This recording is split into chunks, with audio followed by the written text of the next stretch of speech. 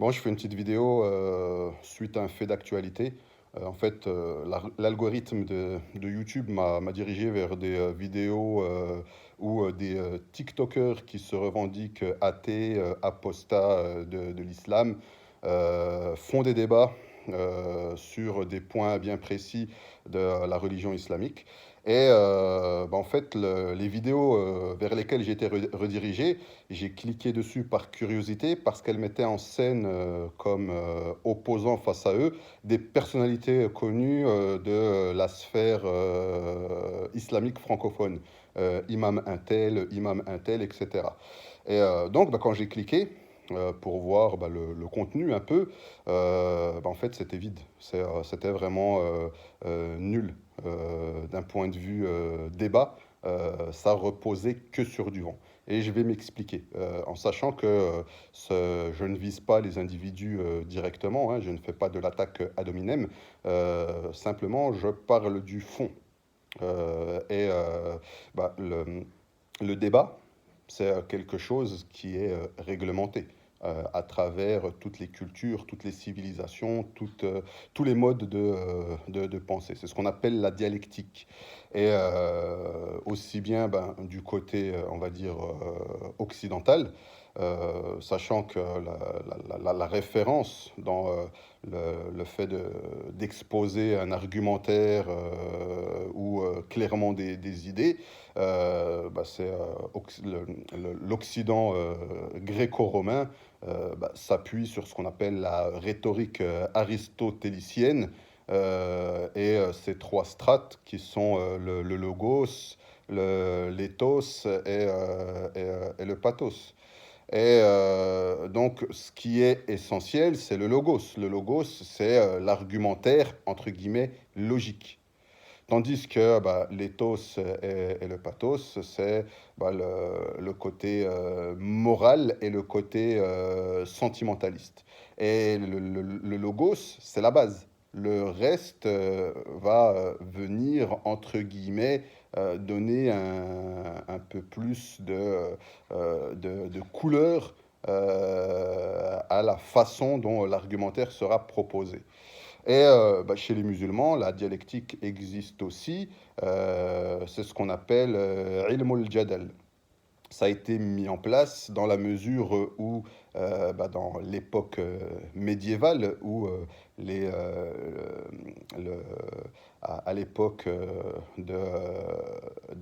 du grand Bagdad, dans la civilisation humaine, eh bien, vous aviez des débats de très haut niveau entre les philosophes, les mu'tazilites et les mutakallimin, c'est-à-dire les adeptes de la scolastique. Ces trois parties-là étaient en débat permanent les uns avec les autres, s'influençant les uns les autres et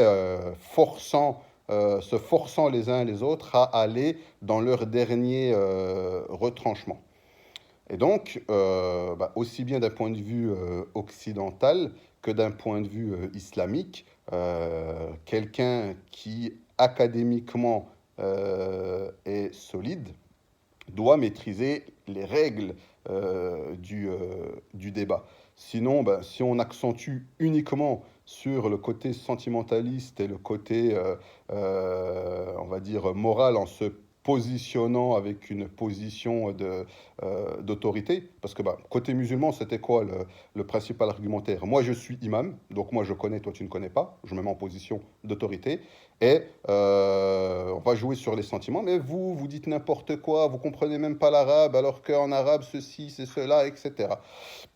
Voilà, ça c'est les arguments, je viens de résumer les argumentaires côté musulman.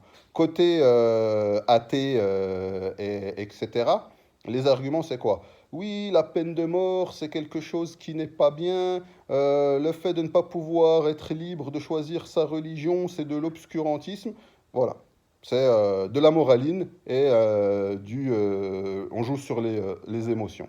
Donc, des deux côtés, vous n'avez pas de consistance argumentative. Et le fait d'essayer de faire croire à l'auditoire qu'on a raison en employant des stratagèmes combinant l'éthos et le pathos, c'est ce qu'on appelle l'héristique, ou comme l'a appelé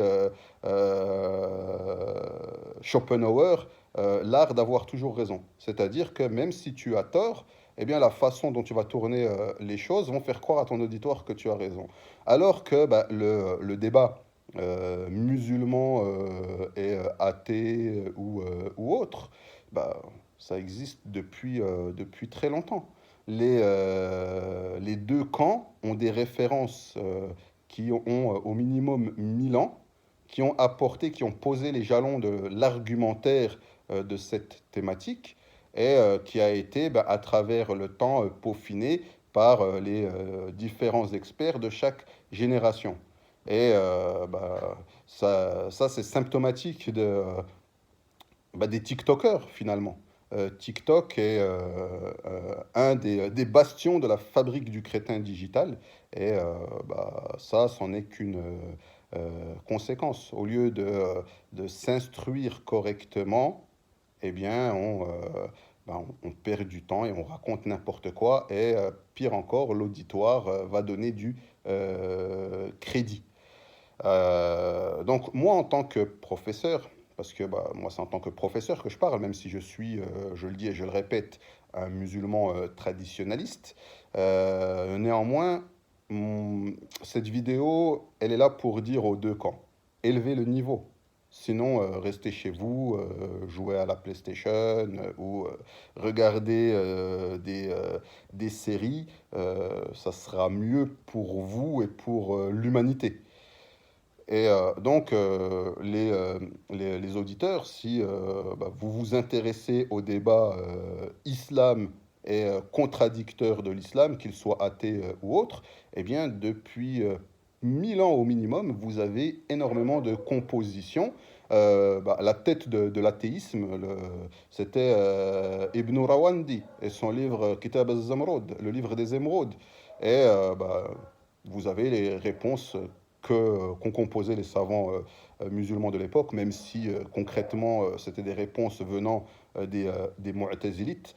Néanmoins, le spécialiste théologique en islam doit être capable de déceler ce qui est correct, ce qui correspond au traditionnalisme, ce qu'on appelle la position des gens de la sunna et du consensus, des groupes déviants, la science qu'on appelle l'hérésiologie, c'est-à-dire la science qui s'intéresse aux différentes sectes affiliées à l'islam.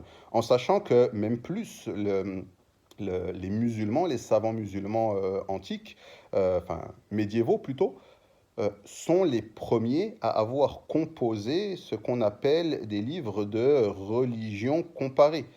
Si vous prenez par exemple Al-Fisal d'Ibn Hazm ou At-Tamhid d'Al-Baqillani, eh bien, ce sont des livres de religion comparée. Ils ont essayé, je dis essayé parce que ils n'ont pas les positions 100% traditionnalistes, donc il convient d'avoir de profondes et solides connaissances dogmatiques pour le théologien musulman pour pouvoir en tirer profit correctement. Mais ils ont posé les jalons de cette science qu'est le dogme ou la religion comparative. Et je finirai en disant ce qui est dommage d'un côté comme de l'autre, c'est que la civilisation occidentale, parmi ses livres les plus importants en termes de méthodologie, le discours de la méthode de Descartes.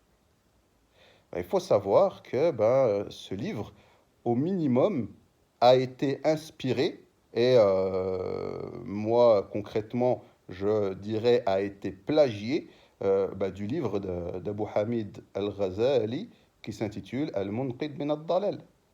Donc, un camp comme l'autre a énormément d'ouvrages qui posent les bases académiques solides du débat euh,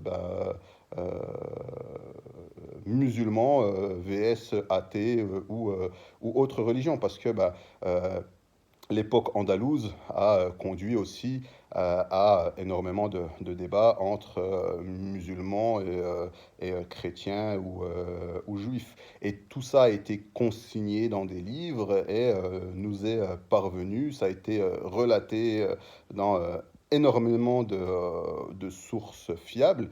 Donc, celui qui veut entrer dans ce qu'on appelle le débat, la religion comparative, l'athéisme étant une religion, la philosophie étant une religion, etc., etc. Donc celui qui veut rentrer dans ce type d'exercice, eh bien, il faut avoir certaines bases et pas des moindres, parce que débattre, c'est l'étape finale d'un processus intellectuel. On ne peut pas débattre si on n'a pas une vision large en termes de connaissance de son propre courant et des autres courants existants, et a fortiori ceux avec lesquels on va débattre.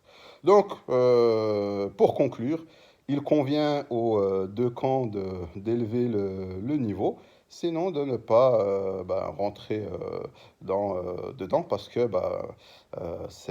ça ne conduira qu'à vous ridiculiser ou vous décrédibiliser. Et je vous remercie pour votre attention concernant cette vidéo et je vous dis à très bientôt.